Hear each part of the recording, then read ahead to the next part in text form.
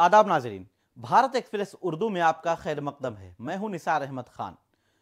बिहार में सियासी रशाकशी या बहरान के दरमियान समाजवादी पार्टी ने यूपी में अपने 16 उम्मीदवारों की पहली फहरिस्त जारी कर दी है। समाजवादी पार्टी के सरबराह अखिलेश यादव ने आज पहली फहरिस्त जारी की है। अखिलेश यादव अब फ्रंट फुट पर खेल रहे हैं और वो जल्द से जल्द उम्मीदवारों का ऐलान करके बीजेपी से डटकर मुकाबला करना चाहते हैं। अखिलेश यादव का कहना है कि हम उम्मीदवारों को अच्छी तैयारी करने का मौका देना चाहते हैं। उत्तर प्रदेश में उन्होंने कांग्रेस को 11 और जयंत चौधरी की आरएलडी को 7 सीटें देने का ऐलान भी कर दिया है। लेकिन कांग्रेस अखिलेश यादव के इस ऐलान से मुतमईन नहीं है। कहा जा रहा है कि अभी बातचीत फाइनल नहीं हुई है। पार्टी के जनरल सेक्रेटरी जयराम रमेश का कहना है कि यूपी में सीटों की तकसीम से मुतालिक राजस्थान के साबिक वजीर आला अशोक गहलोत अखिलेश यादव से बातचीत कर रहे हैं। जब सब कुछ फाइनल हो जाएगा तो हम अवाम को इसके बारे में बता देंगे। वहीं राष्ट्रीय लोकदल यानी आरएलडी समाजवादी पार्टी से एक और सीट का मुतालबा कर रही है। कांग्रेस और आरएलडी दोनों अपनी ताकत का मुजाहरा करना चाहती हैं। वहीं कांग्रेस भी आरएलडी के साथ मिलकर अपनी ताकत दिखा रही है और समाजवादी पार्टी पर मजीद सीटें दिए जाने का दबाव बना रही है। अगर पूरे हालात को देखा जाए तो अखिलेश यादव अब पीछे मुड़ने के लिए तैयार नहीं है। आरएलडी के एक सीनियर लीडर समाजवादी पार्टी के जरिए दी गई सीट के बारे में कहते हैं कि आरएलडी देवरिया लोकसभा सीट से भी इलेक्शन लड़ना चाहती है।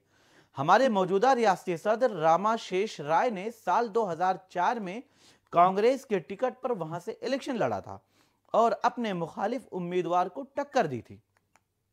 साल 2019 में समाजवादी पार्टी ने वो सीट बीएसपी को दी थी। कुल मिलाकर सियासी हालात रामाशेष राय के हक में हैं और इससे हैरान कुन नताइज मिल सकते हैं। वहीं कांग्रेस यूपी में कम से कम 20% यानी 16 सीटों पर इलेक्शन लड़ना चाहती है। इसलिए पार्टी अभी अखिलेश यादव को मनाने में मसरूफ है। यूपी में लोकसभा की कुल 80 सीटें हैं और इंडिया अलायंस के अंदर 2 पार्टियों की तस्वीर वाज़ेह हो गई है। अगर समाजवादी पार्टी को भी जोड़ लिया जाए तो 3 पार्टियां हैं। हालांकि समाजवादी पार्टी के साथ 1-2 और छोटी पार्टियां हैं जिनको एक सीटें दी जा सकती हैं या इस पर उन पर इत्तेफाक करना पड़ सकता है। समाजवादी पार्टी ने इससे पहले जयंत चौधरी की पार्टी यानी आरएलडी को 7 सीटें देने का ऐलान कर दिया था, जबकि कांग्रेस का मुतालबा है कि उसे साल 2009 में पार्टी के जरिए जीती गई 21 से ज्यादा सीटें दी जाएं, जबकि आरएलडी अब 8 सीटों पर इलेक्शन लड़ने की तैयारी कर रही है। 2009 के लोकसभा इलेक्शन में कांग्रेस ने जिन 21 सीटों पर जीत हासिल की थी, हालांकि 2014 में उसमें से 2 सीटें जीत सकी, जबकि 2019 में सिर्फ 1 सीट जीत सकी। उत्तर प्रदेश में जब कांग्रेस ने 21 सीटें जीती थीं, उस वक्त बीएसपी ने 20 सीटें जीती थीं, जबकि समाजवादी पार्टी ने 23 सीट पर जीत का परचम लहराया था और बीजेपी को महज 10 सीटें मिली थीं। आरएलडी के खाते में 5 सीटें आई थीं और 1 पर आजाद उम्मीदवार का कब्जा हुआ था। बाद में अखिलेश यादव के जरिए फिरोजाबाद सीट खाली करके जब जिमनी इलेक्शन हुआ तो इस सीट पर भी कांग्रेस ने जीत हासिल की थी। कांग्रेस के रियासती यूनिट के सदर यानी अजय राय की बात कर रहे हैं। उन्होंने पार्टी के जरिए ज्यादा सीट का मुतालबा किए जाने के सवाल पर कहा कि सीट तकसीम यानी शेयरिंग से मुताल्लिक बातचीत अभी जारी है। हम चाहते हैं कि पार्टी रियासत में 22 से ज्यादा सीटों पर इलेक्शन लड़े, जो उसने 2009 के लोकसभा इलेक्शन में जीती थी। कांग्रेस हाईकमान इस बारे में बात कर रहा है, जबकि आरएलडी का कहना है कि जयंत चौधरी समाजवादी पार्टी के जरिए दी गई सीट की पेशकश से बहुत खुश नहीं है। वहीं कांग्रेस की तरफ से मुतालबा किया जा रहा है कि ज्यादा सीट के सवाल पर समाजवादी पार्टी के तर्जुमान राजेंद्र चौधरी ने कहा है कि ये तो उनका मौकिफ है ना, समाजवादी पार्टी ने उन्हें जितनी सीटें दी हैं उतनी ही रहेंगी। आरएलडी देवरिया सीट का मुतालबा किए जाने पर राजेंद्र चौधरी का कहना है कि आरएलडी के साथ सीटों की तकसीम का फैसला पहले ही हो चुका है। जयंत चौधरी आए थे और सब कुछ तय हो गया था। राजेंद्र चौधरी का आगे कहना है कि समाजवादी पार्टी इत्तेहादियों को 11+7 यानी 17 सीट के फार्मूले पर अब भी डटी हुई है और फिलहाल इसमें कोई तरमीम या तब्दीली नहीं हुई है।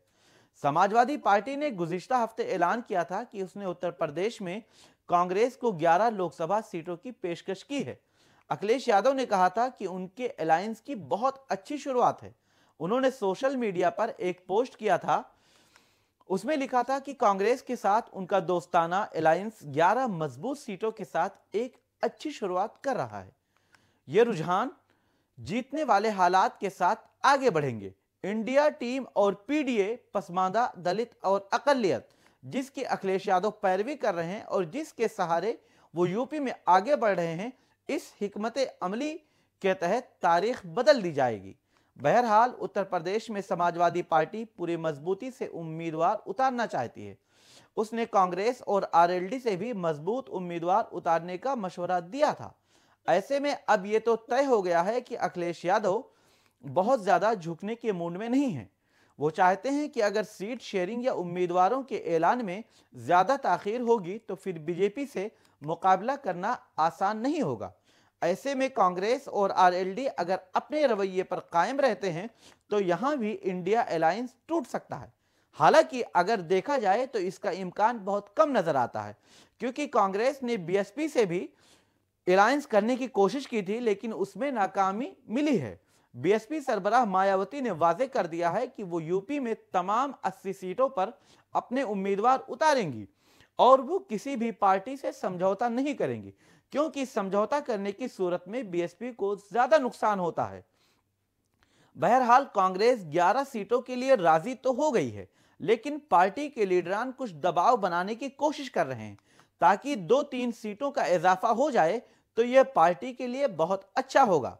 वहीं आरएलडी 7 सीटों पर राजी हो गई है और उसकी कोशिश है कि एक सीट पर दबाव बनाकर देवरिया की सीट हासिल कर ली जाए, लेकिन अखिलेश यादव इसके लिए राजी नहीं होंगे, क्योंकि अखिलेश यादव ने बहुत सोच समझकर फैसला किया है और कांग्रेस के साथ मीटिंग में उन्होंने इस बात को वाजे कर दिया था कि आप अपने उम्मीदवारों की फहरिस्त यानी लिस्ट हमें दे दें। उनका कहना है कि हम चाहते हैं कि जीतने वाले उम्मीदवारों को ही मैदान में उतारा जाए। उम्मीदवारों की खानापुरी नहीं होनी चाहिए, क्योंकि मजबूत उम्मीदवार ही समाजवादी पार्टी और कांग्रेस के अलायंस के साथ मिलकर बीजेपी को सख्त मुकाबला दे सकते हैं और यूपी जहां सबसे ज्यादा 80 सीटें हैं वहां उनको हराया जा सकता है या टक्कर दी जा सकती है, क्योंकि हराने का इम्कान भी बहुत कम है। बहरहाल उत्तर प्रदेश में इस वक्त बीजेपी की हुकूमत है। योगी आदित्यनाथ वहां के वजीर आला हैं और वो मजबूत भी हैं और बीजेपी को एक बार फिर शानदार कामयाबी दिलाने के लिए पूरी तरह से कमरबस्ता हैं। बहरहाल इंडिया अलायंस की जो सूरत हाल है, इस सूरत हाल को अगर देखा जाए तो फिर कांग्रेस, समाजवादी पार्टी और आरएलडी को मिलकर और एक दूसरे की मजबूरियों को समझकर फैसला करना होगा, वरना बीजेपी का मुकाबला करना आसान नहीं होगा। आप देखते रहें भारत एक्सप्रेस और हमें दे इजाजत। हमारे यूट्यूब चैनल को सब्सक्राइब कीजिए, फेसबुक पेज को फॉलो कीजिए ताकि हमारी वीडियो आप तक पहुंचती रहें। शुक्रिया।